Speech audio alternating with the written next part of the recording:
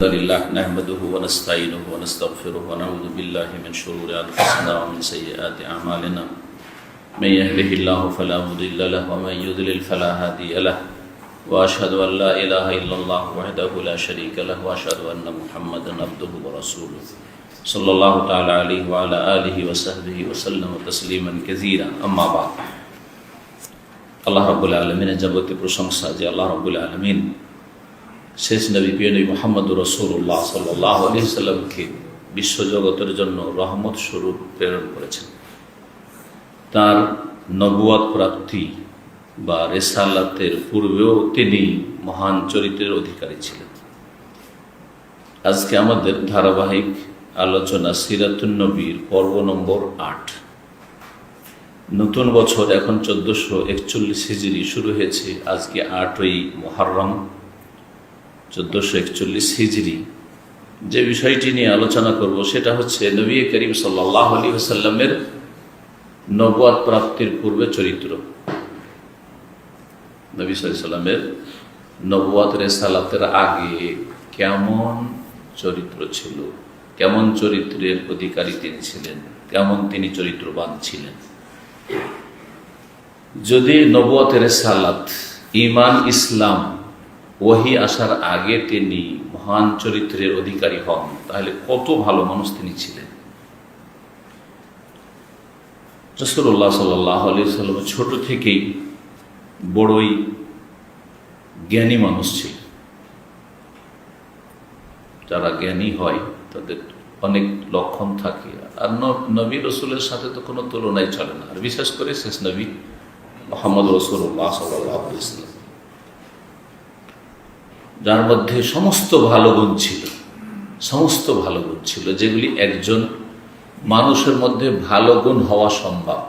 ভালো গুণ হয় না অন্য কোনো মানুষের মধ্যে, তো দূরের কথা।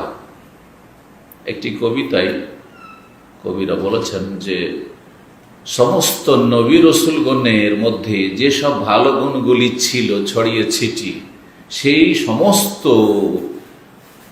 ভালো চরিত্রগুলো বা ভালো গুণগুলো, ভালো বৈশিষ্ট্যগুলো সবগুলি বিদ্যমান ছিল রাসূলুল্লাহ সাল্লাল্লাহু আলাইহি সাল্লামের ভিতরে। রাসূলুল্লাহ সাল্লাল্লাহু আলাইহি সাল্লামের মধ্যে আল্লাহ সব গুণগুলি দিয়েছিলেন, যেগুলি ভালো গুণ হয়।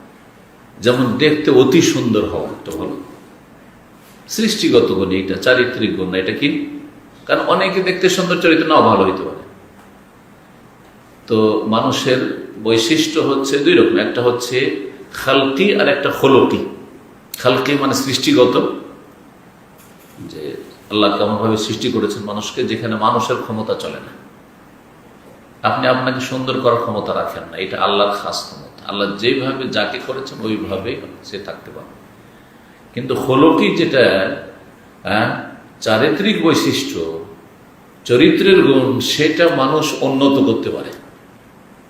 সেটা সম্পূর্ণ মানুষের হাতে নেই। কিন্তু অনেকে চেষ্টা করেও ভালো হতে পারেন না। অনেক চেষ্টা করছেন আমি একটু ভালো মানুষ হয়ে যাব, তারপরে ব্যর্থ। কারণ ওই যোগ্যতাই নেই সৃষ্টিগতভাবে, আপনার মধ্যে ওই যোগ্যতা বা প্রতিভা রাখা হয়নি।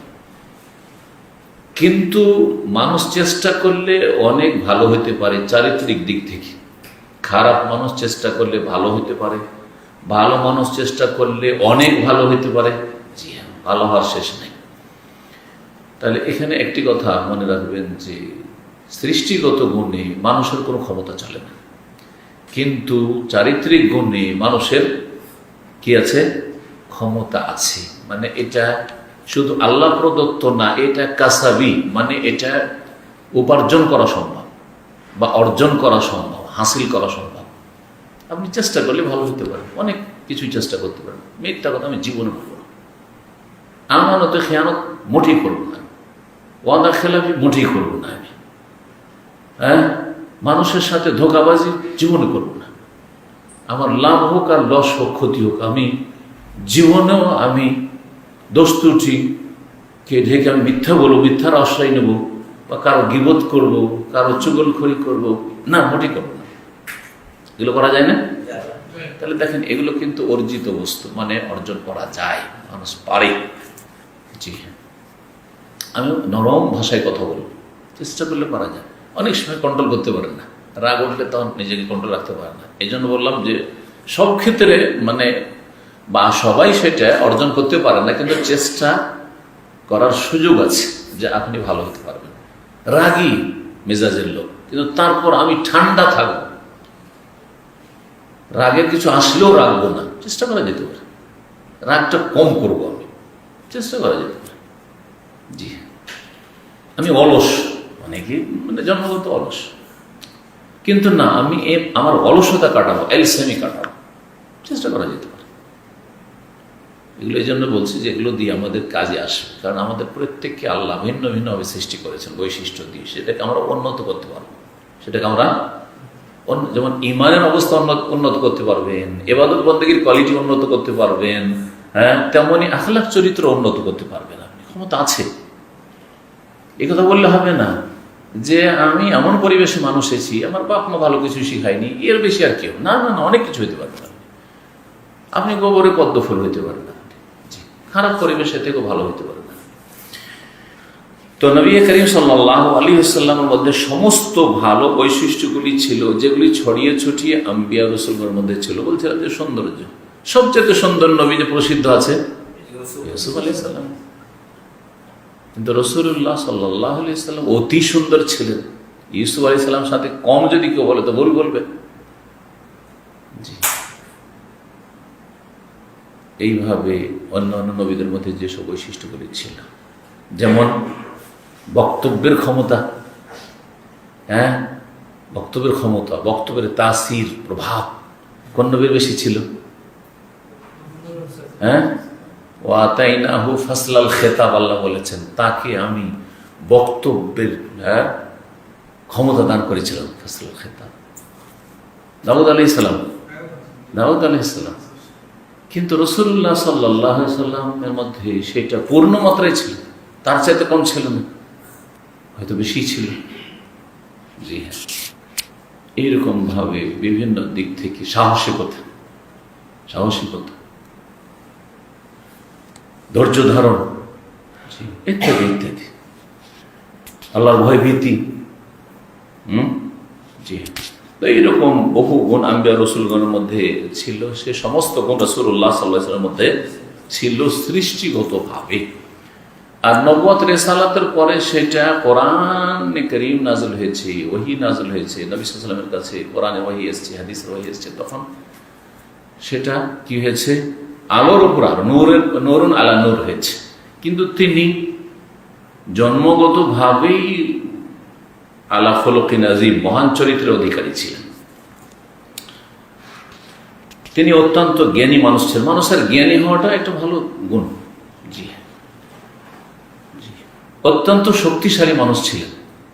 যে শারীরিক শক্তি থাকা, এটাও ভালো গুণ, কারণ আল্লাহর কাছে প্রিয় হচ্ছে আল মুমিনুল কাওয়ী আহাব্বু ইলাল্লাহি মিনাল মুমিনিদ দাঈফ। দুর্বল মুমিনের তুলনায় শক্তিশালী মুমিন আল্লাহর কাছে বেশি প্রিয়, যার দ্বারা অনেক কাজ হইতে পারে। দেখেন, অনেকের কাছে অনেক বেশি এলেম আছে, কিন্তু একেবারে কাপুরুষ, সাহস নেই, ঝামেলা নেব না, হ্যাঁ, পজিটিভ বলি, কারো ভুল ধরবো না, ঠিক না, ধরি মাছ না ছুঁই পানি, হ্যাঁ, কেউ যেন আমার অসন্তুষ্ট না হয়, সাহস নেই। যদি কথা বলারই সাহস না হয়, তাহলে জানমালের ঝুঁকি না, কোথায় সাহস হইতে। এবং বড় চরিত্রবান ছিলেন। ছোট থেকেই তিনি এইভাবে প্রতিপালিত হয়েছিলেন। তার মধ্যে সুন্দর সুন্দর বৈশিষ্ট্যগুলি সব একত্রিত ছিল। তার চিন্তা চেতনা খুব সুষ্ঠু ছিল এবং মহান চরিত্রের উচ্চ শিখরে পৌঁছেছিলেন। মহান চরিত্রের উচ্চ শিখরে আপনি সবচেয়ে ভালো চরিত্র আপনি ধারণা করেন, তার চাইতে কম পাবেন না। জি, পূর্ণ মাত্রায় সেটা পাবেন রাসূলুল্লাহ সাল্লাল্লাহু আলাইহি ওয়াসাল্লামের মধ্যে। ভালো যে চরিত্রগুলি, বিভিন্ন দিক রয়েছে চরিত্রের, যে একটু আগে ইঙ্গিত করলাম, চরিত্রের ভালো দিক আছে অনেকগুলি, আর চরিত্রের খারাপ দিকও আছে। যেমন ভালো দিকগুলি আপনার মধ্যে হইতে হবে একজন চরিত্রবান মানুষ তৈরি হওয়ার জন্য, তেমনি খারাপ দিকগুলি যে চরিত্রে রয়েছে, যেগুলিতে আপনাকে চরিত্রহীন বানিয়ে দেয়, সেগুলি থেকে পুরোপুরি মুক্ত হওয়ার চেষ্টা করতে হবে। বরং আগে নেগেটিভ, আগে খারাপ দোস্তুটি চরিত্র থেকে মুক্ত হয়ে তারপরে ভালো চরিত্রবান হইতে হবে। দেখেন, একজনকে সুনাম নিতে সারা জীবন লেগে যেতে পারে, মানুষের কাছ থেকে যে লোকটা ভালো এই কথাটা শোনার জন্য সারা জীবন লেগে যেতে পারে, কিন্তু লোকটা খারাপ এ কথা শোনার জন্য একটা কথাই যথেষ্ট, একটা মুহূর্ত যথেষ্ট। এ একটা খারাপ দোষের জন্য সারা জীবনের ভালো গুণগুলি সব চলে গেল। এই জন্য খারাপ দোষগুলি যেন না থাকে। এগুলো হচ্ছে ময়লা আবর্জনা, পেশাব পায়খানার মতো, না পাকি আগে দূর করতে হবে আর আতর সুগন্ধি পরে লাগাইতে হবে। ভালো চরিত্রগুলি হচ্ছে আতর সুগন্ধির মতো, আর খারাপ চরিত্রের দিকগুলি হচ্ছে না পাকি পেশাব পায়খানার মতো। জি, মানুষের কাছে টাকা পয়সা ধার নিয়ে হাত ভারী হওয়া, বেঈমানি করা, ওয়াদা খেলাফি করা, মিথ্যা কথা বলা, গীবত করা, চুগলখড়ি করা, ফিতনা ফাসাদ লাগানো, ঝগড়াটে লোক হওয়া, ঝামেলা বাঁধায় যেখানে সেখানে, না না এগুলো যেন না থাকে। তো যতগুলি খারাপ চরিত্র আছে সেগুলিতে মুক্ত হইত। রাসূলুল্লাহ সাল্লাল্লাহু আলাইহি ওয়াসাল্লাম আমাদের সমস্ত ভালো চরিত্র ছিল, সুতরাং তিনি সত্যবাদী ছিলেন, সততা, ভালো চরিত্র, বড় আমানতদার, বিশ্বস্ত, সবাই বিশ্বাস করতো তাকে, কাফেররা, এবং বড় ভদ্র। ভদ্রতা একটা বড় জিনিস, ভদ্রতা বড় জিনিস। জি, অনেকে আছেন অনেক ভালো গুণ আছে কিন্তু ভদ্র না, অভদ্র মানুষ। ভদ্রতার একটা উদাহরণ, রাস্তাতে আপনি একটা বাকালা থেকে একটা লাবান বা একটা আপনি 7 আপ কিনলেন, একটা জুস কিনলেন, আর তারপরে রাস্তা দিয়ে খেতে খেতে চললেন। দাঁড়িয়ে পান করা অপছন্দনীয় হলো, জায়েজ আছে, কিন্তু এটা কি ভদ্রতা হইল? ভদ্রতা না, তাই না? বরং অনেক সময় অনেকগুলি হোটেল আছে যেখানে আমাদের মতো লোকের বসা, অভদ্রতা সেসব পরিবেশে। সেখানে হয়তো মহিলারা আছে অথবা বিভিন্ন শ্রেণীর মানুষরা আসছে, আর সেটা যেমন এক ভাই লিখেছে যে সত্যি আজকালকার বাংলাদেশি এই বুফিয়াগুলো আর এই যে হোটেলগুলো আর চায়ের দোকানগুলি কিসে পরিণত হয়েছে? হ্যাঁ, তাদের সংসদ ভবনে পরিণত হয়েছে। সেখানেই তারা বড় রাজনীতি করছে ওইসব বিষয়ে। চায়ের দোকানে বসে বসে এক কাপ করে চা খাচ্ছে আর বড় বড় রাজনীতি জানাচ্ছে। ওইসব জায়গায় আমাদের মতো লোকের বসা অবরোধ। খালি মাথায় চলা যায় যাচ্ছে, কিন্তু একজন আলেমের খালি মাথায় টুপি না দিয়ে এক শ্রেণীর লোকেরা এরকম আছে কট্টরপন্থী, নাকি টুপি সুন্নাত না সেজন্য টুপি পরবে না, একটা আলেমের জন্য শোভা পায় না। সুন্নাত না হলেও এটা হচ্ছে ইসলামিক পোশাক। সুতরাং আপনার ভদ্রতা হচ্ছে আপনার টুপিতে থাকা। জি হ্যাঁ, ভদ্রতা হচ্ছে যে আপনি খালি গায়ে থাকবেন না। অনেকে ঘরের মধ্যে সাথী বন্ধু খালি গায়ে থাকছেন, না না না থাকবেন না। মসজিদে চলে আসছেন লুঙ্গি পরে, না, কারণ এখানে সৌদি আরবে লুঙ্গিটাকে ও রাতের পোশাক মনে করা হয়, ঘুমের পোশাক, লেবাসন মনে করা হয়। আপনি ওইটা পরে আপনার অফিসে যেতে পারবেন না। যাই হোক, ভদ্রতার কথা বলছিলাম। অনেকে ভদ্রতা বুঝে না, সেই জন্য বললাম ভদ্রতাও একটা বড় জিনিস। ভদ্রতা, কথার ক্ষেত্রে ভদ্রতা আছে। অনেক সময় অনেক কিছুকে উপেক্ষা করা, অনেক কিছু উপেক্ষা করা, বাহাদুরি, বীরত্ব। রাসূলুল্লাহ সাল্লাল্লাহু আলাইহি সাল্লামের মধ্যে এত বীরত্ব ছিল যে সমস্ত সাহাবীরা ভয় পাচ্ছেন, তিনি একাই বেরিয়ে চলে যাচ্ছে। একবার হঠাৎ করে গুজব উঠেছে মদিনায় যে মদিনায় আজকে রাতে হামলা করবে কাফেররা, শত্রু দল কাছে চলে এসছে মদিনার। কে যাবে কেউ বলছে না যে আমি একটু ঘুরে খোঁজ খবর নিয়ে আসি, মদিনার চারিদিকে একটা রাউন্ড করে আসি বা দৌড় দিয়ে আসি, না। রাসূলুল্লাহ সাল্লাল্লাহু আলাইহি ওয়াসাল্লাম কাউকে না বলি একাই ছুটেছেন মদিনার চারিদিকে ঘুরে। তখনকার মদিনা কিন্তু বর্তমান মসজিদে নববীর সমান ছিল, এত বড় বিশাল মদিনা ছিল না। আর ওই ইহুদিদের এলাকাগুলো একটু দূরে, ওই মসজিদ খোবার দিকে ধরেন। তো ঘুরে চলে আসলেন চারিদিক সব খোঁজ খবর নিয়ে। তারপরে বললাম তো রাও, লাম তো রাও, লাম তো রাও, কোনো ভয় নেই, কোনো ভয় নেই, কোনো শত্রু নেই, ভয় করি না। কারণ মানুষের অন্তরে যদি ভয় ঢুকে যায় আর আসলে কিছুই হয়নি, হ্যাঁ, ভয় যদি ঢুকে যায় তো সারা রাত ঘুম আসবে না এমনিতেই। এবং বড়ই ন্যায়পরায়ণ ছিলেন। জি, ন্যায়পরায়ণ হওয়া, যদিও আপনার বিরুদ্ধে হোক না কেন, আপনার বাপ মায়ের বিরুদ্ধে হোক না কেন, নাই সঙ্গত কথা বলবে না। ওয়ালাউ আলা আনফুসিহিম আল্লাহ করা হচ্ছে, তোমার বিরুদ্ধে হইল। কি আছে এমন আজকে? ভাইয়ের বিরুদ্ধে বলবে না, বাপ মায়ের বিরুদ্ধে বলবে না, হ্যাঁ, পারিবারিক কোনো দ্বন্দ্ব হইলে আত্মীয় স্বজনের বিরুদ্ধে বলবে না, আরে নিজের রাজনৈতিক দলের বিরুদ্ধে বলবে না। রাসূলুল্লাহ সাল্লাল্লাহু আলাইহি ওয়াসাল্লাম বড় প্রজ্ঞাবান ছিলেন, ছোট থেকে বড় সচ্চরিত্রের ছিলেন। সচ্চরিত্র একটা হচ্ছে সততা, মানে সত্য কথা বলা, একটা হচ্ছে সচ্চরিত্র হওয়া, মানে নারী সংক্রান্ত বা যৌন সংক্রান্ত কোনো পাপের কাছে নেই। যে ব্যক্তি ছোট থেকে কোনো একটা মেয়ের সাথে তার সামান্যতম কোন রকমের একটা ঝোঁকও তার দিকে ছিল না, হ্যাঁ, কোন অবৈধ সম্পর্ক ব্যভিচার পর্যন্ত নাই, যাকে এমনি একটু আসক্তি, হ্যাঁ, সে তাকে চাইতো, তাকে কেউ চাইতো, আর সে ওইদিকে চোখ দিত, এইরকমও না। এ হচ্ছে আফিফ, সচ্চরিত্রের মানুষ।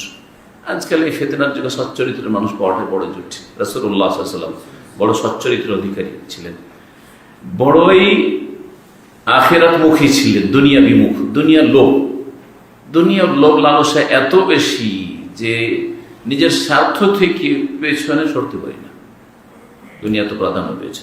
নবী সাল্লাল্লাহু আলাইহি ওয়াসাল্লাম আখিরাতমুখী ছিলেন, দুনিয়া বিমুখ ছিলেন, আর অল্পতে পরিতুষ্ট থাকতেন, ধৈর্যশীল ছিলেন। অভাবের সংসারে তিনি প্রতিপালিত হয়েছেন। আবু তালেবের বাড়িতে, আবু তালেব অত্যন্ত অভাবী লোক ছিলেন, খেয়ে না খেয়ে যা কিছু জুটত চাচাতো ভাইদের সাথে, তাদের সাথে ওইভাবে দিনপাত হয়ে যেত। ধৈর্য ধারণ করতেন, শুকরগুজার ছিলেন, বড় লজ্জাশীল ছিলেন, অত্যন্ত লজ্জাশীল রাসূলুল্লাহ সাল্লাল্লাহু আলাইহি ওয়াসাল্লাম। হাদিসে এসেছে যে রাসূলুল্লাহ সাল্লাল্লাহু আলাইহি ওয়াসাল্লাম কুমারী মেয়ে, যে ষোড়শী, 15 বছর, 16 বছর, 17 বছরের মেয়েরা বেশি লজ্জাশীল হয়। আজকাল স্কুল কলেজে সহশিক্ষার কারণে লজ্জা ধ্বংস করে দিয়েছে। আসলে না হলে যদি প্রাকৃতিকভাবে মেয়েদেরকে আল্লাহ বড় লজ্জাশীল করে সৃষ্টি করেছে, তার চাইতে বেশি লজ্জাশীল ছিলেন। যে কুমারী মেয়ে যত লজ্জাশীল হয়, ওর চাইতে বেশি লজ্জাশীল ছিল রাসূলুল্লাহ সাল্লাল্লাহু আলাইহি ওয়াসাল্লাম। ওয়াদা পূরণ করতেন তিনি, অত্যন্ত নমনীয় বিনয়ী ছিলেন, কখনো অহংকার প্রকাশ করতেন না। পাশাপাশি বসে থাকতেন, সাহাবীদের সাথে চেনা যেত না যে কোনটা রাসূলুল্লাহ সাল্লাল্লাহু আলাইহি ওয়াসাল্লাম। এগুলো তো চলে আসলে যে এই হাদিসগুলি দিয়ে ইঙ্গিত করেছি নবুয়তের পরে, কিন্তু আগে থেকে এরকম ছিলেন।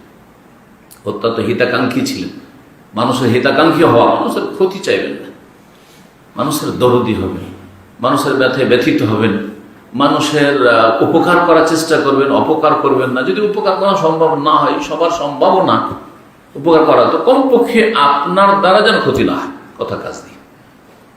এসব চরিত্র ছিল রাসূলুল্লাহ সাল্লাল্লাহু আলাইহি ওয়াসাল্লামের। তিনি আত্মীয়দের সাথে ঘনিষ্ঠ সম্পর্ক রাখতেন, এটাও একটা উত্তম চরিত্র। আপনার আত্মীয় যদি বেদিনও হয়, বদ্দিনও হয়, বেদাতীয় হয়, শুনে রাখুন ভালো করে, যেমনই হোক না কেন, আপনার সাথে খারাপ আচরণ করুক না কেন। অনেকে বলে যে আমার সাথে খুব খারাপ আচরণ করছে, আমি কি তার সাথে কথা বলবো?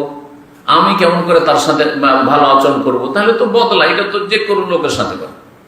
একটা পর অন্য ভাষাভাষী, এমনকি অন্য জাতীয় যদি হয়, অমুসলিম হয়, আর আপনার সাথে ভালো যদি আচরণ করে, আপনিও তো ভালো করবেন, এটা তো মানুষ হিসাবে সবাই করে। তাহলে আত্মীয়র জন্য অতিরিক্ত কি করলেন আপনি? বদলা দেওয়াটা আত্মীয়তার সুসম্পর্ক বজায় রাখা নয়। নবী সাল্লাল্লাহু আলাইহি ওয়াসাল্লাম বলেছেন আত্মীয়তার সুসম্পর্ক বজায় রাখা হচ্ছে যে ইদা কতিয়াত রাহিমাহু ওয়াসালাহ, যদি আত্মীয়তার সম্পর্ককে ছিন্ন করে তো আপনি মিলাবেন, তার সাথে মেশার চেষ্টা করবেন, তার সাথে সম্পর্ক গড়ার চেষ্টা করবেন। কেউ ভাঙার চেষ্টা করছে, আপনি গড়ার চেষ্টা করবেন। ঈদের খোঁজ খবর নেই না, আপনি খোঁজ খবর, আপনি তার বিয়েতে গেলেন, কিছু উপঢৌকন দিলেন, দাওয়াত খেলেন, আপনি বিয়েতে ডাকলে আসেন, আমার বিয়েতে আসলো, আমার ছেলের বিয়েতে আসলো না, আমিও আগামীতে জীবনও যাব না, এটা বদলা হয়ে গেল সমস্যা। এবং মক্কাবাসীর তার ওপর যদি ঋণের বোঝা থাকতো, সেটা নিজের কাঁধে বহন করতেন। মানুষ ঋণের জন্য অপদস্থ হচ্ছে, লাঞ্ছিত হচ্ছে, নবী সাল্লাল্লাহু আলাইহি ওয়াসাল্লাম দায়িত্ব নিতেন যে একে অপমান করিও না, একে লাঞ্ছিত করিও না, মারধর করিও না, আমি দিয়ে দিচ্ছি, আমার দায়িত্বে থাকলো। বা আমি এর জন্য কি হয়ে গেলাম, জামিন হয়ে গেলাম। শুধু জামিন হওয়া হালকা বিষয়, জামিন না, নিজের বহন করতেন। ইহমেলুল কাল্লা, বোঝা নিজের উপর নিয়ে নিতেন। কেউ অভাবী থাকলে বা অনাহারে থাকলে তাকে সাহায্য সহযোগিতা করতেন, এমনকি নিজে উপার্জন করে তাদের খাদ্যের ব্যবস্থা করতেন। ইয়াকসিবুল মাদুম, সহিহ বুখারীতে যে হাদিসটা এসছে, এর আগে আলোচনাতে এসছে কিন্তু ওহির পর্বে আমাদের বুখারীর। খাদিজা রাদিয়াল্লাহু তাআলা আনহাকে যখন নবী সাল্লাল্লাহু আলাইহি ওয়াসাল্লাম এসে বললেন যে আমাকে খুব ভয় লাগছে, লাকাদ খাশিতু আলা নাফসি, মনে হয় আমি মারা যাব। যে জিবরাইল প্রথম সাক্ষাতে খুব ভয় পেয়েছেন, আর জ্বর ঠান্ডা এত লেগেছে, থরথর করে কাঁপছে, এসে বলছেন আমি বাঁচবো না, মনে হয় খুব ভয় লাগছে। তখন কি বলেছিলেন? হ্যাঁ, খাদিজা রাদিয়াল্লাহু তাআলা, কাল্লা ওয়াল্লাহি, কোশ্চিন কালেও এটা হবে না যে আপনি ধ্বংস হয়ে যাবেন, আপনার ক্ষয়ক্ষতি হবে। লা ইউখজিকাল্লাহ আবাদা, আল্লাহ কখনো আপনাকে লাঞ্ছিত করবেন না। ইন্নাকা লা তাসিরুর রাহিম, আপনি আত্মীয়দের সাথে সুসম্পর্ক রাখেন, ছোট থেকে এটা আপনার স্বভাব। জি। ও তাহমিলুল কাল্লা, আপনি মানুষের বোঝা বহন করেন, ঋণের বোঝা বহন করেন। আর ও তাকসিবুল মাদুম, যারা সর্বহারা নিঃস্ব তাদের জন্য আপনি আয় উপার্জন করেন, নিজে আয় উপার্জন করেন, নিজের পরিবারকে না দিয়ে তাদের জন্য না জমিয়ে, যার ঘরে খাবার নেই তার ঘরে খাবার পৌঁছাইতেন। আল্লাহু আকবার, কি আছে মনে? মাসে 100 টাকা করে দিতে বললে বেরোবে না। আমি অনেক ভাইকে পরামর্শ দিয়েছি যে কিছু নেকির কাজ বাড়ান, যারা খুব কাছের আমি বলি যে নেকির কাজ বাড়ান। তার মধ্যে একটা হচ্ছে যে আপনি একসাথে যদি আপনাকে 500 রিয়াল বা 1000 রিয়াল চাইতো অনেক কষ্ট লাগবে, কারণ আমাদের ইমান ওইরকম মজবুত না।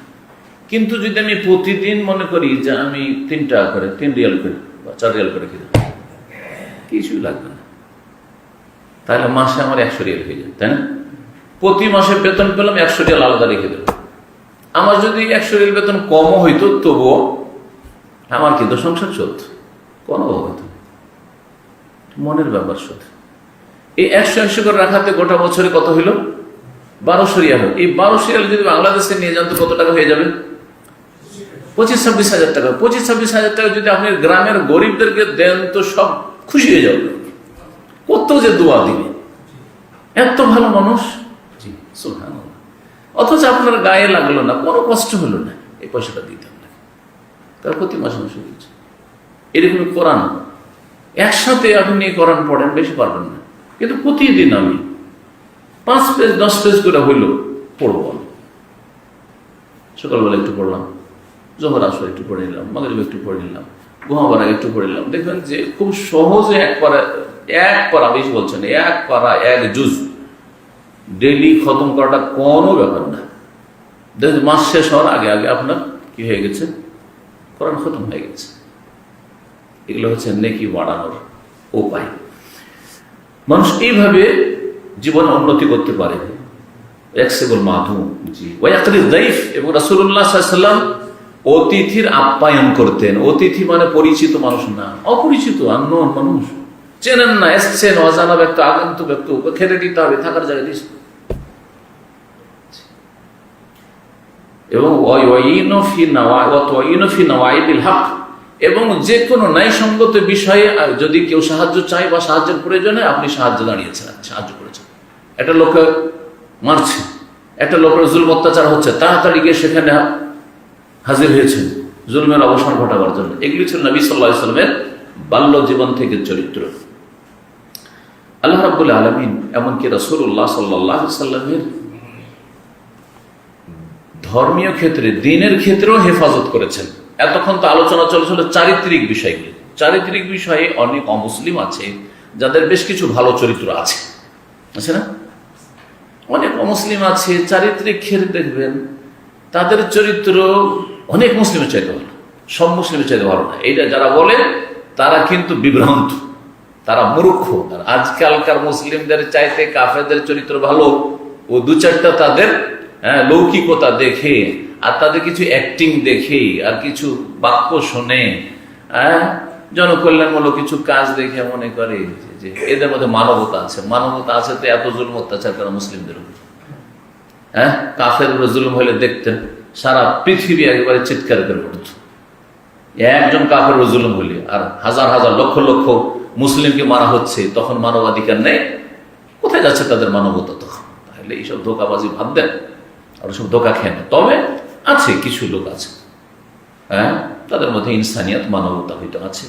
আর কিছু খারাপ এত আছে মুসলিম সমাজে, তাদের চাইতে ওই লোকগুলি চারিত্রিক দিক থেকে ভালো আছে। নবী সাল্লাল্লাহু আলাইহি ওয়াসাল্লাম বাল্য জীবন থেকে যেমন চারিত্রিক দিক থেকে বড়ই উত্তম চরিত্রের অধিকারী ছিলেন, তেমন ধর্মীয় ক্ষেত্রেও আল্লাহ তার সুরক্ষা হেফাজত করেছেন।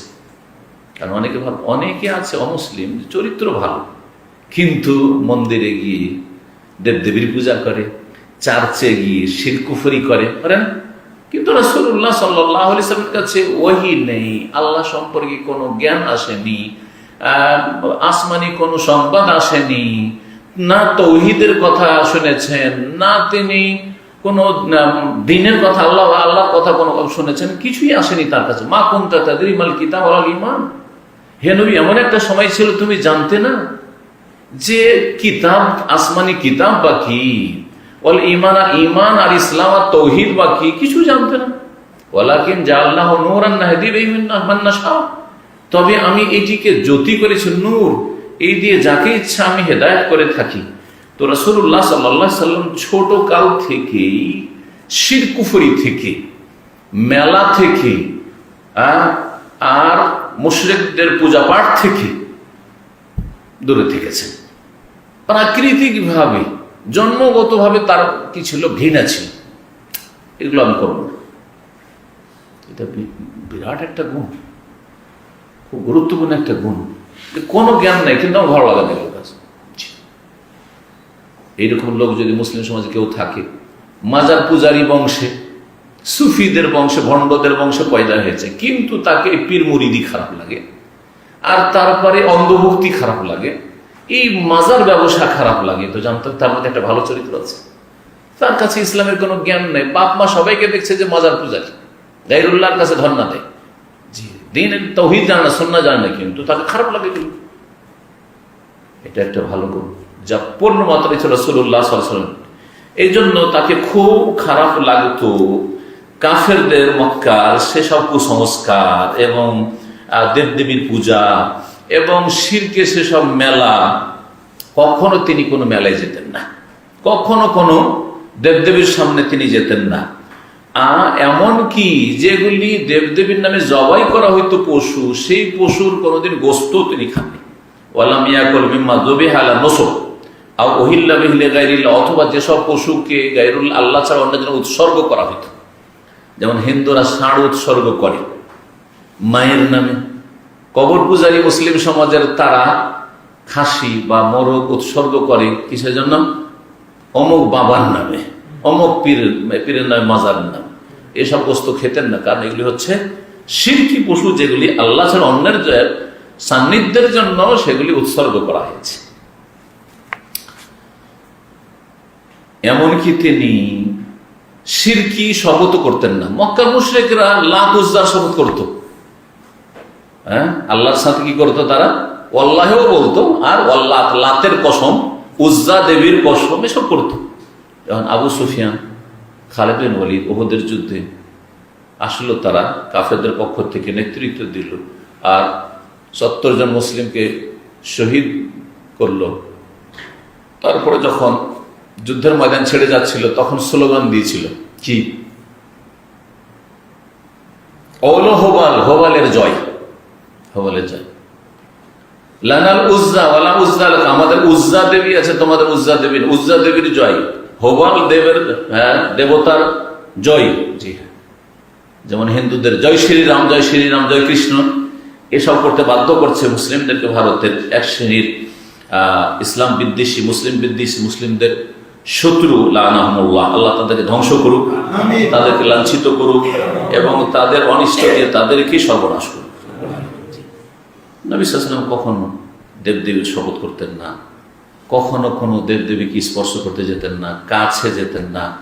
নবী সাল্লাল্লাহু আলাইহি ওয়াসাল্লাম কোনোদিন মদের আসর কাছে যাবেন, মদ খাচ্ছে কোনোদিন বসতে যাবেন, মদ খাওয়া তো বড় কথা। জুয়া খেলছে, জুয়া খেলার আসরে কোনোদিন বসেননি।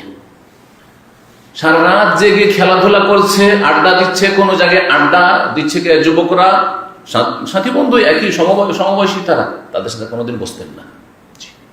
এই গুণ যদি কারোর মধ্যে থাকে তো ভালো।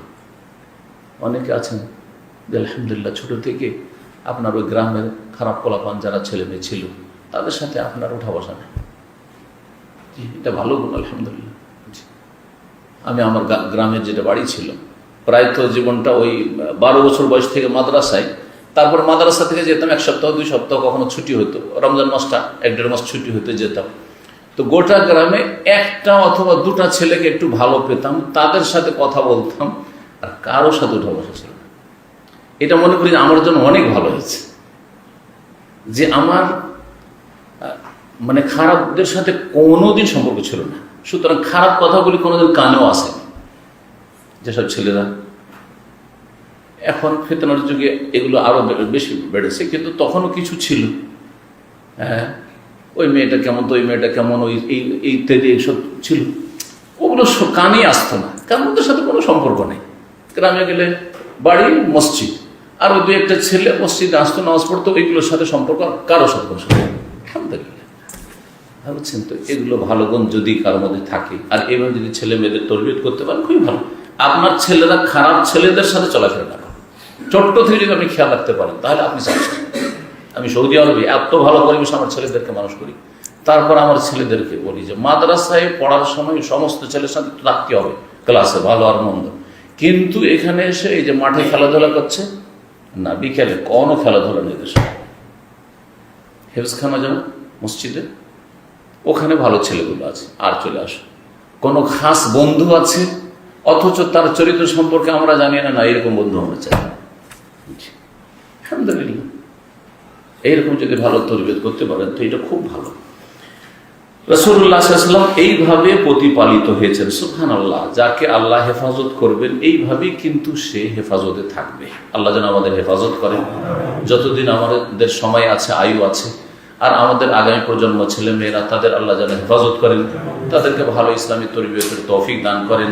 আল্লাহ রাব্বুল আলামিন আমাদের সমস্ত ফিতনা থেকে, দিন দুনিয়ার ফিতনা থেকে, চারিত্রিক ফিতনা থেকে, ধর্মীয় ফিতনা থেকে, সমস্ত ফিতনা থেকে আল্লাহ যেন আমাদের বাঁচিয়ে রাখেন। আল্লাহ আমাদের ঈমানের অবস্থায় রাখেন, ঈমানের অবস্থায় যেন তিনি আমাদের আত্মা গ্রহণ করেন এবং ঈমানের অবস্থায় তার সামনে হাজির হওয়ার তৌফিক দান করেন। আল্লাহ যেন আমাদের সকলকে জান্নাতুল ফিরদাউস দান করেন। সুবহান রাব্বিকা রাব্বিল ইজ্জাতি আম্মা ইয়াসিফুন ওয়া সালামুন আলাল মুরসালিন ওয়ালহামদুলিল্লাহি রাব্বিল আলামিন।